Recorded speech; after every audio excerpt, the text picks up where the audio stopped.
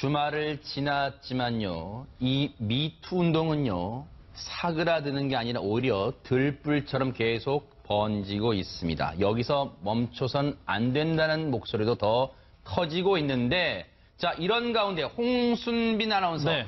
또 다른 인물에 대해서 여러 가지 폭로들이 나오고 있다면서요? 지금 명지 전문대 남자 교수진 4명 모두가 지금 성추행 혐의를 이제 받고 있는 가운데 네.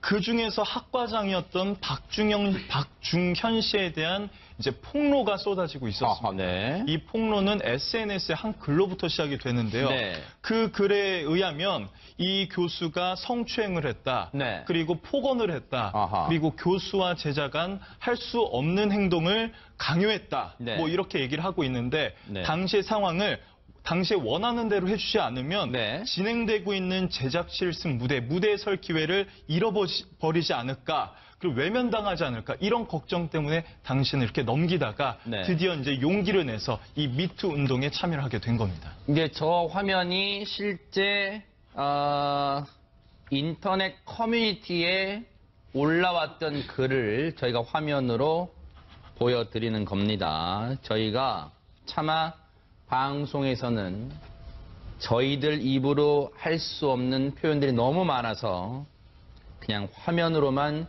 갈무리를 해보도록 하겠습니다. 그런데 정태훈 변호사님 이제 쭉 내용 이제 읽어보셨을 그렇습니다. 텐데, 만약에 이제 이 폭로가 사실이라면 어떻습니까? 이 성추행으로 충분히 인정될 만한 어떤 그런 정황들입니까? 어떻습니까? 그래서 학생들을 불러서 뭐 안마를 했다든지 신체적인 접촉을 했다는 거 아닙니까? 그것이 뭐 학생들 임의로 동의하에 했었을 리는 없거든요. 아하. 그렇다고 한다면 네. 결국에는 지금 우리 성폭력 범죄 처벌에 관한 특례법에 보면은 그 업무나 고용이나 하여튼 그런 관계, 자기 보호나 감독을 받는 사람에 대해서 위력이 하나 자꾸 겁을 준다든지 그런 위치를 이용하는 거. 네. 그렇게 해서 추행을 하는 경우는 2년 이하 징역에 처하도록 되어 있습니다. 네네. 그래서 이 경우도 이게 학생들이 주장이 사실이라고 한다면 당연히 성폭력 범죄 위반으로 해서 네. 2년 이하의 그 형에 처벌할 수가 있고요. 네. 또 뭐 다른 그 좀 더 사실관계에 따라서 아하. 다른 성 관련 그 법조문도 처벌될 가능성이 매우 네. 높습니다. 지금 홍순빈 아나운서. 네. 앞서 이 피해를 당했다고 글을 올린 사람이 자신을 이 학교 재학생이라고 밝혔잖아요. 네. 그런데 재학생 37명이 진정서까지 냈다고 하는데 어떤 내용이에요? 재학생 37명이 이제 자필로 쓴 진정서를 내는데요. 아하. 여기 이제 한번 보니까 네. 여자 동기가 뛰어오면서 나랑 같이 가줄 사람 하면서 눈물을 흘렸던 적이 있었다. 당시에 왜 그런지 알아보니까 교수가 그 친구를 불러내서 성추행을 계획한 거 아니었나, 뭐 이런 이제 그런 걱정되는 마음에 친구가 나한테 뛰어왔다, 뭐 이렇게 네. 얘기를 한 적도 있었고요. 네. 그러니까 예전에 그 이윤택, 지금 이 교수가 제2의 이윤택이라고 이제 불리려고도 하고 있는데, 네. 당시 이제 교수가 이제 학생들을 방으로 불러서 뭐 안마를 시켰다, 뭐 이런 네. 진술들이 지금 쏟아지고 있는 상황입니다. 그런데요, 여기에는 재학생들뿐만 아니라 지금 재학생 37명이 진정서까지 냈잖아요. 자필로. 그것도 자필로 냈습니다. 그런데 여기에 졸업생들까지 우리도 당했다면서 지금 한 재학생의 폭로에 힘을 실어주고 있는 모습인데, 졸업생들도 성명서를 발표했다는데 어떤 내용입니까, 이건? 성명서에서 저는 명지 전문대를 졸업한 졸업생입니다. 네. 저도 이 지금 성추행을 몇 년간 겪고 당하고 지켜본 입장입니다 라면서 얘기를 하는데, 네. 그 내용을 보니까 이 교수가 술자리에서 했던 만행들, 네. 그리고 이제 학생들을 상대로 했던 외모평가와 신체 모욕, 네. 그리고 뭐 선물 요구, 그리고 강제적인 장기자랑, 그리고 이제 노래방에서 여학생들에게 춤과 노래를 요구했다는 점, 졸업생들까지 나서서 이 성추행, 이 폭로에 동참을 하고 있는 겁니다. 그런데요, 앞서 재학생, 이 명지전문대 연극영상학과입니다. 재학생 37명이 진정서를 낸 내용 중에 보니까 손수호 변호사님, 정말 네. 기가 막힌 내용이 있었다는데 무슨 내용입니까? 네, 뭐 안마 강요한 것도 당연히 충격적인데 네. 이 내용 역시 그냥 넘어갈 수 없는 내용입니다. 이 박 교수가 장난감 총 있죠. 네. 네, 그 완구입니다. 네. 비비탄 총이라고 하죠. 네네. 네, 그 플라스틱 총알이 발사되는 총인데 네. 이 총을 학생들에게 쐈다고 합니다. 지나가던 학생의 다리에 쏴서 이제 그 맞은 학생이 비명도 네. 못 지르고 주저앉았는데 네. 이게 놀라운 거는요.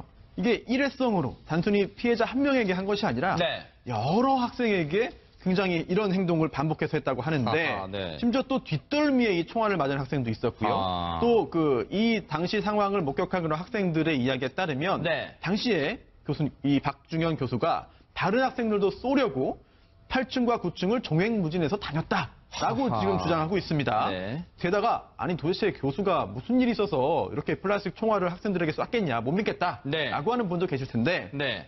이게 신빙성이 상당히 있다라고 생각할 수 있는 이 근거 중에 하나가요. 네. 이 학생들의 이야기가 굉장히 또 다 일치합니다. 중요 부분에서. 아하. 특히나 시점도 특정을 하고 있는데요. 네. 작년 1학기, 2017년 1학기 종강 총회 아. 이래 학교 건물에서 학교 건물을 다니면서 피해 학생들에게 총을 쐈다.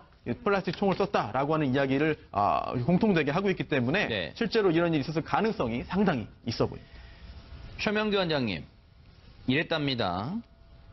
그 다리에 박중현 교수라는 사람이 비비탄을 이 피해 주장 학생의 다리에 맞췄어요. 그런데 얼마나 아팠으면 비명도 못 지르고 주저앉았는데 그 주저앉아 있을 때 그 박중현이라는 사람이 옆에 있던 자신의 동기에게 그랬답니다. 아무 반응이 없으니 재미없다. 이러고는 그냥 지나쳐 갔답니다. 그러니까 이 사람이 아무 반응이 없다, 재미없다에는 이 사람이 이 일을 하고자 하는 가장 사악한 동기가 감춰져 있는 거예요. 결국은 무슨 대단한 뜻이 있는 거에 첫 번째로 굉장히 뭔가 재밌어야 되는 거고 본인의 입장에서는 본인이 현재 심심하고 지루하니까 이런 일을 벌이는 게 있고요. 네. 그러면서 본인은 이런 남들이 상상할 수 없는 기행을 벌이는 걸 갖고 본인은 스스로 굉장히 나는 창의적이고 대단한 사람이라고 착각을 했을 거예요. 그러나 제가 가지는 의문은 뭔가 하면은 네. 이 모든 이 근거가 없는 이 자신감이 어디서 나오냐는 거예요. 결국 이런 모든 거는 이 네. 사람이 만약에 뭐 청와대나 국회에 가서 자기가 가게 되는데 거기서 비비탄을 날릴 수 있겠어요? 저기 밑에서는 뭔가 하면은 네. 나는 어떤 짓을 하더라도 나한테 손해가 안 생길 거야라는 강한 믿음이 있어서 그런 거거든요. 네. 그 믿음은 과연 누가 제공해줬는지, 네. 그 믿음이 이 사람의 병적인 증상인지, 네. 혹은 그 믿음의 근거가 되는 어떤 시스템이 작동하고 있었는지는 네. 우리가 좀 더 알아봐야 되는 것 같아요.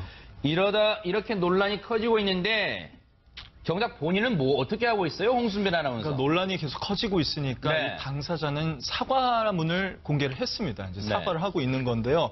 뭐 저희 불미스러운 행동으로 인해서 죄송합니다. 고통받고 있는 분들에 대해서 사과하고 용서를 빌겠습니다. 제 자신에 대해서 환멸을 느끼고 있습니다.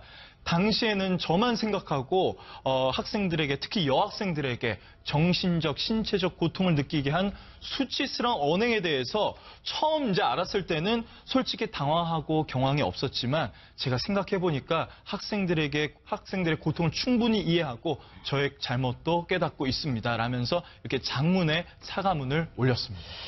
정태원 변호사님 보실 네. 때는 어떻게 이게 진정한 사과문으로 비치세요? 어떻습니까? 우선 저렇게 언론을 통해서 본인의 그런 그 잘못된 점이 드러나니까 우선 뭐 급한 불을 끄겠다고 하는 것으로 보이고 네.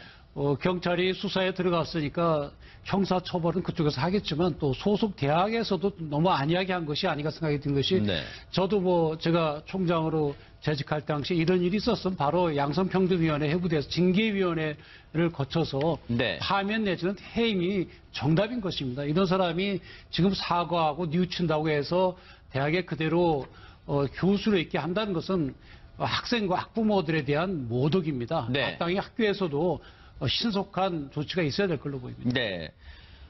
손수호 변호사님. 네. 박중현 교수라는 사람이 사과문에서 했던 표현을 읽어드리고 말씀 들어볼게요.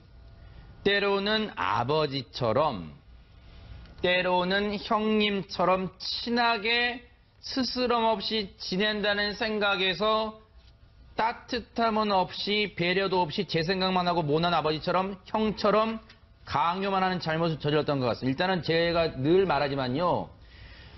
글쎄요, 교수라는 걸 티를 냅니까? 왜 이렇게 말을 어렵게 합니까? 잘못했다면 그냥 솔직히 담백하게 잘못했다고 하지 뭘 말을 이렇게 돌려서 해요. 그리고 때로는 아버지처럼 때로는 형님처럼 친하게 스스럼없이 지낸다는 생각에서 비비탄을 쏩니까? 이해가 잘 안 되는 부분이죠. 진정으로 진심 어린 사과를 하려면 정말 그런 부분만 담아야 되는데 그게 아니라 뭔가 본인에 대한 조금의 어떤 또 핑계거리를 계속 찾기 위해서 하다 보니까 네. 설령 사과하는 마음이 있었다 하더라도 그게 또 잘 전달이 안 되는 것 같습니다. 네. 또한 진정한 사과가 아니다라고 하는 그런 의심을 더 크게 사게 하는 것이죠. 네. 더군다나 아버지처럼 뭐 형처럼 이런 표현은 사실 옳지 않은 것 같고요. 아하. 세상에 어떤 아버지, 어떤 형이 이렇게 합니까? 또 어떤 아버지가 원치 않는데 자신의 어떤 그 딸에게 이렇게 안마를 강요하면서 이렇게 네. 합니까? 이거는 도저히 동의할 수 없는 부분이고 네. 또 하나 이런 성 관련된 부분에 어떤 가해 행위를 했던 사람들이 네. 이렇게 사과를 하면서 네. 또는 해명을 하면서 네. 항상 이럽니다. 딸처럼 느꼈다. 뭐 손녀처럼 느꼈다. 네. 내가 아버지처럼 느꼈다 하는데 네. 사실 이거는 피해자 입장에서 볼 때는 더 억울함을 느끼고 더 화가 나는 그런 그러니까요. 표현이거든요. 네.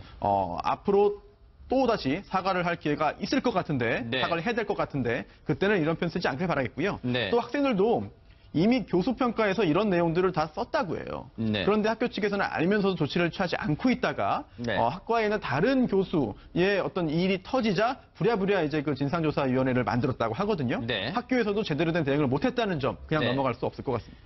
학교에서는 어떻게 징계를 했어요? 네, 일단 말씀하시죠. 손 변호사님 말씀하시죠. 일단 그 정식 징계는 아직 이루어지지 않았고요. 일단 그 문제가 되니까 이제 2월 26일부로 보직 해임은 됐습니다. 네. 하지만 아직 교수직에 대해서는 뭐 이제 변화가 없는 상황이고요. 네. 학교에서도 이제 징계 절차를 진행할 수 있을 텐데 그 징계가 내려진다면 어떤 징계가 내려질지 또 그 과정에서 이제 당사자들이 먼저 자발적으로 선제적으로 어떤 그 반응을 내보일지도 끝까지 지켜봐야 될 것 같습니다. 지금 이 박중현 교수에 대해서는요, 서울 서대문 경찰서가 내사를 진행 중이랍니다. 내사 초기 단계인데 교육부도 책임에서 벗어날 수는 없어요. 교육부는 그럴 수도 있겠죠. 아니 이걸까지 어떻게 교육부가 다 일일이 알 수 있게 학교의 내부 상황을 어떻게 다 알 수 있겠느냐 할 수 있겠죠. 네, 뭐 그렇게 말한다면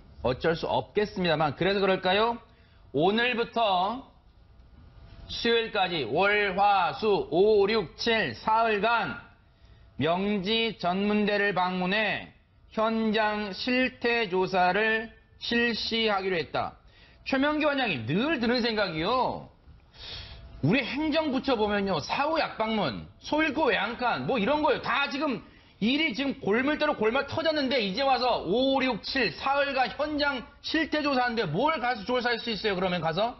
그러니까 결국은 이런 일은 벌어지지 않게끔 예방을 위한 어떤 도구가 필요한 거거든요. 그렇기 때문에 보다 더 이 일을 예방하기 위해서는 모든 학교나 모든 조직이나 결국 정기 감사가 있게 되는 거고요. 네. 그 감사가 형식적이지 않고 그 감사에서 어떤 서류를 보는 게 아니라 현장에 있는 학생들의 목소리를 갖다 직접 듣고 그 학생들한테 이런 일이 없었는지 확인을 하는 절차가 필요하거든요. 예를 들어서 학생들이 100명이다 그러면은 무작위로 추출해서 물어보더라도 학생들은 자신의 신분이 드러나지 않는다 그러면은 정기감사 때 충분히 이런 얘기 하거든요. 네. 그런 어떤 현장에 있는 약자의 얘기를 갖다 직접적으로 들을 수 있는 통로를 만들지 않는 한 이런 일은 반복될 수밖에 없을 거예요. 지금 실태조사 통해서 5, 6, 7, 사흘간 한다니까요. 이거 어떻게 결과 나오는지 한번 보겠고요. 그다음에 서울 서대문 경찰서가 내사를 하고 있으니까 이 부분 어떻게 될지 뉴스파이터가 계속 추적해 보도록 하겠습니다.